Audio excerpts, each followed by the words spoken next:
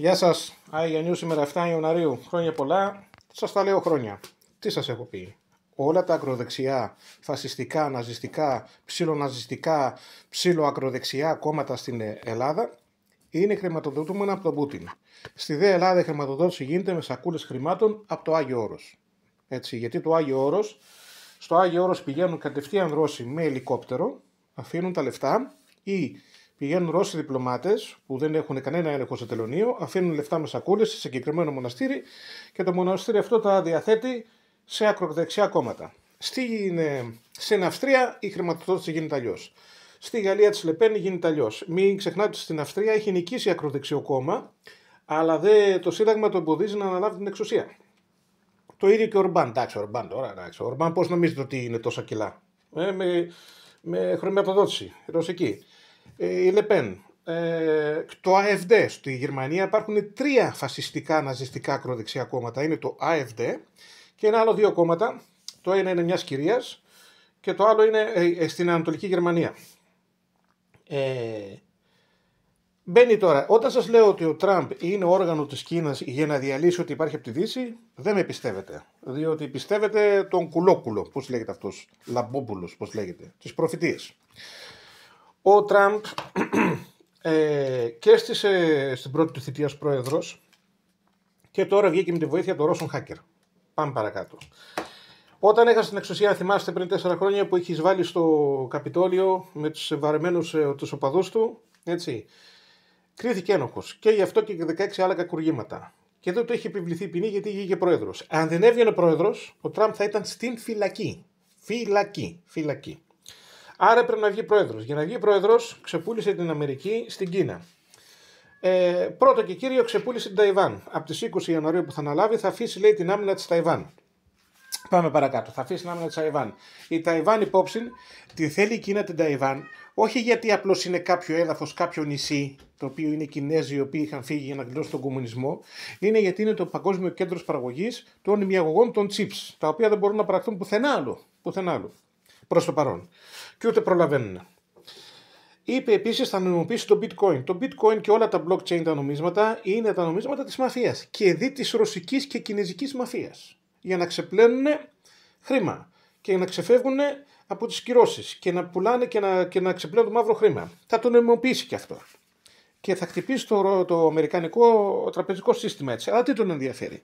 Είπε επίσης θα σταματήσει τον πόλεμο στην Ουκρανία. Δηλαδή υπέρ του Πούτιν και εδώ είναι τώρα η μεγάλη συμπαιχνία αφού είναι σύμμαχος του Πούτιν που ο Πούτιν είναι μπροστινός της Κίνας και βγήκε και ο Elon Musk τον οποίον δεν ξέρω ακόμα και δημοσιογράφοι οι οποίοι υποτίθεται έχουν από ας πούμε 100% νοημοσύνη έχουν ένα 20% νοημοσύνης τον υποστηρίζουν. Ο Elon Musk είναι ολιγάρχης ρωσικού τύπου. Τι είναι ο ολιγάρχης ρωσικού τύπου? Είναι αυτός ο οποίος είναι διαπλεκόμενος με την εξουσία με την Προεδρία, δεν πληρώνει φορολογία, τρώει και πίνει βάρος του δημοσίου και ταυτόχρονα έχει και γνώμη για τις δημόσιες δαπάνες.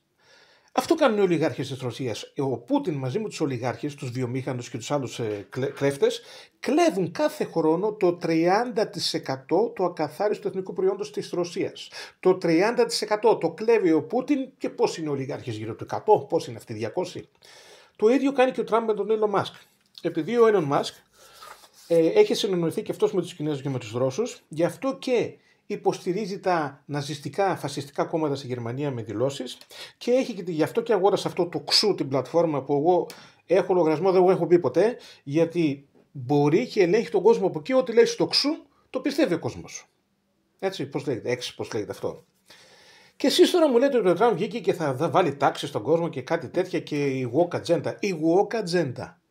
Ναι, πρέπει να φύγει. Αλλά η woke agenda πιανού είναι εφεύρεση? Είναι της Κίνας. Σας το λέω, από τη δεκαετία του 1970 ξεκίνησε το σχέδιο της Κίνας μετά τον πόλεμο του Βιετνάμ να διαλύσει τη Δύση όχι μόνο οικονομικά, όπως έκανε με τις εξαγωγές φτηνών βιομηχανικών προϊόντων, αλλά και πολιτιστικά. Και δεν είναι αυτό που λένε στα καφενεία ευρωμασόνοι, τίποτα δεν μασόνοι. Είναι οι Κινέζοι από πίσω και η Σοβιετική Ένωση έπαιξε ρόλο, οι οποίοι χρηματοδοτούσαν αριστεριστές στη Δύση. Είναι περίεργο ότι ακόμα και στην Αμερική, πολύ περισσότερο στην Ελλάδα, οι αριστεριστές, οι οποίοι βρέθηκαν υποδιωγμών μετά τον Δεύτερο Παγκόσμιο Πόλεμο, δεν διώχτηκαν όταν γινόντουσαν δάσκαλοι. Εγώ θυμάμαι στην Αθήνα που τελείωσα το Λύκειο, ο δάσκαλός μας ο μουσικής μας έβαζε και τραγουδούσαμε για το Γοργοπόταμο. Ναι, ο Γοργοπόταμος και η Αλαμάνα στέλνουν περήφανο χαιρετισμό. Κομμουνιστής και έκανε προσελητισμό μέσα στο σχολείο. Και όμως δεν τον άγγιζε κανένας, παρόλο που διέπρατε κακούργημα και ήταν μια χαρά. Και έχω και το όνομα κιόλας. Τώρα δεν θα ζει αυτός. Εδώ με το ζόρι ζω εγώ. Λοιπόν, τώρα,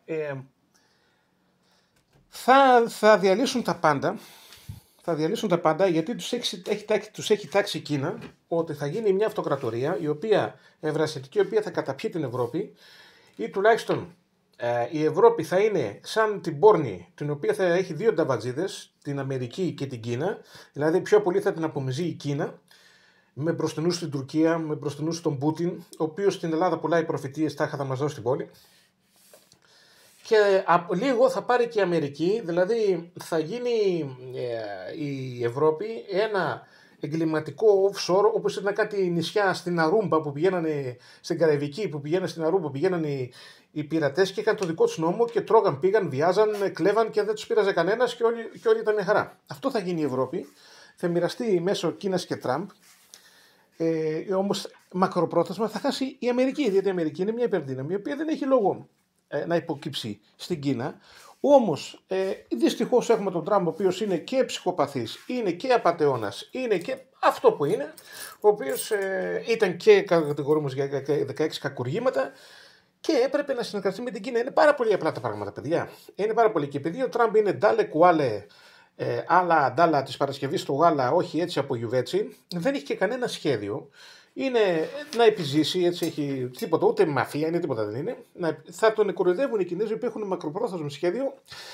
Αν θέλετε, πηγαίνετε στο Hellenic Sunrise 2 στο blog να διαβάσετε το άρθρο που έχω ανεβάσει για σήμερα για το πώς μέσω TikTok προσπαθεί η Κίνα να διαλύσει τον δυτικό πολιτισμό. Πηγαίνετε στο Hellenic Sunrise 2 στο blog, όπως πήγατε και προχθές, να το δείτε, να διαβάσετε.